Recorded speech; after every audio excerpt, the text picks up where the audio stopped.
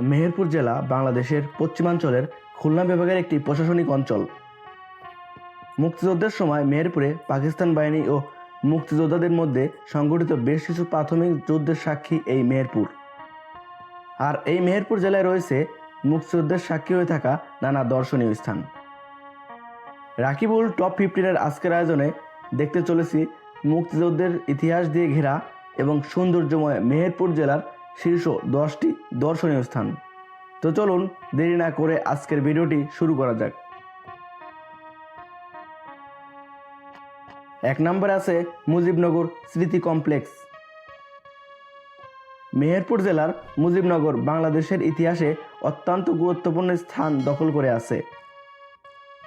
1971 সালের 17 এপ্রিল মুজিবনগর উপজেলার বিদ্যনাথপুর গ্রামের আমরা কাননে বাংলাদেশের প্রথম অস্থায়ী সরকার শপথ গ্রহণ করেন।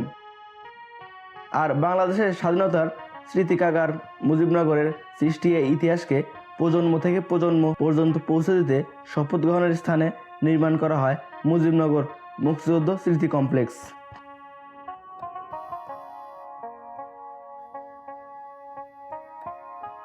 দুই নম্বর রয়েছে আমঝোপি নীলকুঠি। মেহেরপুর জেলায় অবস্থিত ইংরেজ শাসনামলে প্রতিষ্ঠিত আমঝোপি নীলকুঠি বাংলাদেশের একটি ঐতিহাসিক প্রত্নতান্ত্রিক নিদর্শন।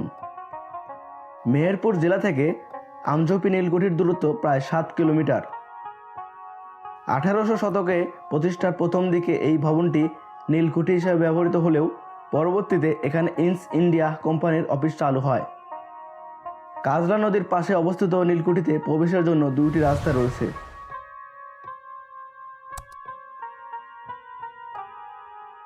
3 নম্বর রয়েছে মুজিবনগর স্মৃতিসৌধ। মুজিবনগর স্মৃতিসৌধ মেহেরপুর জেলার মুজিবনগরে অবস্থিত। মুক্তিযুদ্ধকালীন সময়ে বাংলাদেশের অস্থায়ী সরকার যেখানে গঠিত হয় সেখানেই এই স্মৃতিসৌধটি গড়ে তোলা হয়েছে। মুজিবনগর স্মৃতিসৌধ নির্মাণের মূল কাজ শুরু হয় 1987 সালে। তৎকালীন প্রেসিডেন্ট হোসেন মোহাম্মদ এরশাদ স্বাধীনতার স্মৃতি ধরে রাখতে 23 স্তরের স্মৃতিসৌধ গড়ে তোলেন।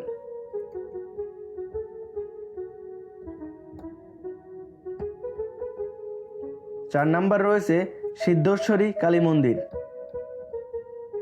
মেহেরপুর জেলা সদরের কাছে বড় বাজারে প্রাচীন আমলের শ্রী শ্রী সিদ্ধেশ্বরী কালী মন্দির অবস্থিত।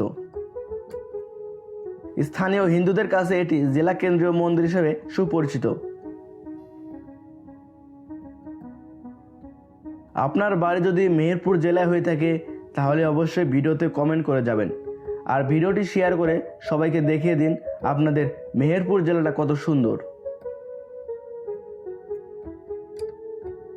5 নম্বর রয়েছে ভাটপাড়া নীলকুঠি। ভাটপাড়া নীলকুঠি বাংলাদেশের মেহেরপুরে অবস্থিত একটি নীলকুঠি।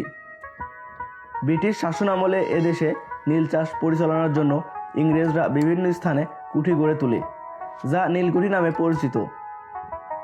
মেহেরপুর জেলার গাংনী উপজেলা সদর থেকে প্রায় 7 কিলোমিটার উত্তর দিকে ভাটপাড়া মাধ্যমিক বিদ্যালয়ের দক্ষিণে কাজলা নদীর পূর্ব তীরে এই নীলকুঠি অবস্থিত।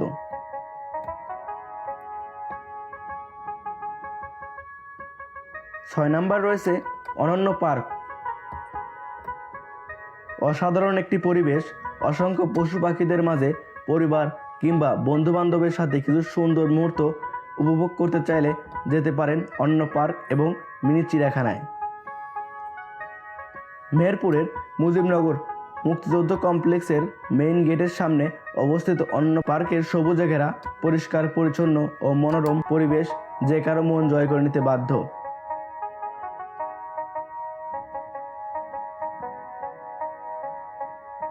7 নম্বর রয়েছে কাথুলি মঠ।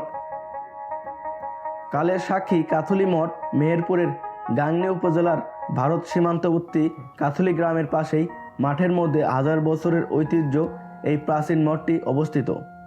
এখানে এখন আর পূজা প্রার্থনা হয় না।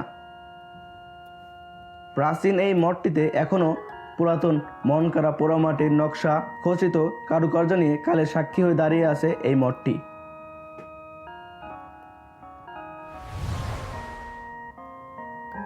8 নম্বর রয়েছে রসিকপুর সুইচ গেট।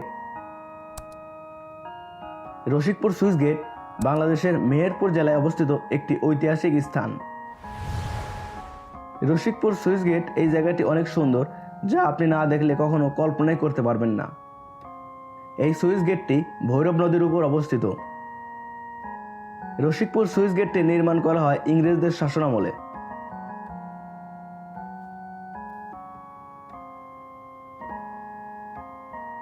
নয় নাম্বার রয়েছে ভবানন্দপুর মন্দির। ভবানন্দপুর মন্দির বাংলাদেশের খুলনা বিভাগের মেহেরপুর জেলায় অবস্থিত একটি ঐতিহাসিক মন্দির। মন্দিরটি রক্ষণাবেক্ষণের অভাবে আজ ধ্বংসের পথে। মন্দিরটির স্থাপত্যশৈলী দেখে অনেকে বৌদ্ধ মন্দির হিসেবে অনুমান করে থাকেন, কিন্তু এই মন্দিরটি একটি হিন্দু মন্দির। 10 নম্বর রয়েছে মডেল মসজিদ। মডেল মসজিদ বাংলাদেশের খুলনা বিভাগের মেহেরপুর জেলায় অবস্থিত একটি দৃষ্টিনন্দন মসজিদ। এই মডেল মসজিদটি নির্মাণে আনুমানিক ব্যয় করা হয় 14 কোটি টাকা এবং এই মসজিদে কম বেশি 1000 মুসল্লি নামাজ আদায় করতে পারবেন। তো এই ছিল আজকের ভিডিওটা কেমন লাগলো সেটা অবশ্যই কমেন্টে জানাতে ভুলবেন না। আর এরকম আকর্ষণীয় ভিডিও পেতে অবশ্যই পেজটিকে ফলো দিয়ে সাথে থাকবেন। আর ইউটিউব চ্যানেল থেকে দেখলে অবশ্যই চ্যানেলটি সাবস্ক্রাইব করে পাশে বেল আইকনে প্রেস করে দিবেন। দেখা হবে পরবর্তী ভিডিওতে। আল্লাহ হাফেজ।